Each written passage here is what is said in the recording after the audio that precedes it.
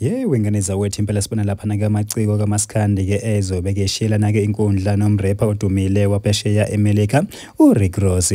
Bafowethu impela phana basikhuluma kakhulu ke ake siqale sinibingelele kuyona ke imboso sithi MTV sithi nje masiqala ngene yona channel ake wenza kulungile uciphize usubscribe nayo notification bell khonza uzithola zonke izindaba ke eshisayo nazo ezitrenayo.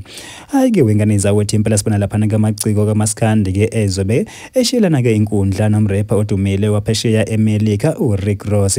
Kanti ke wengane zakwethu umcimbi uzoba khona phana ke eThekwini ngomhla ka3 kuMeyi eKings Park.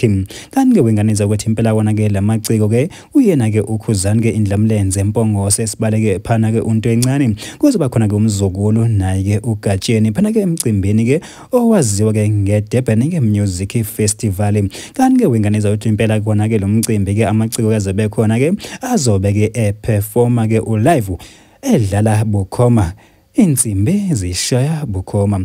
Bafowethu impela ke amathiketi kuthiwa impela ke azoqala ke ukutholakala ngazo ke i14 zika February ngayo inyanga yothando ngosuku lothando.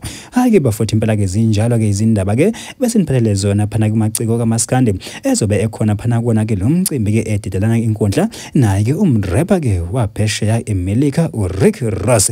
Mina ngimboso sithi MTV bafowethu ngithi nje ake ngehle ngobonda idibane kuyona ivideo elandelayo.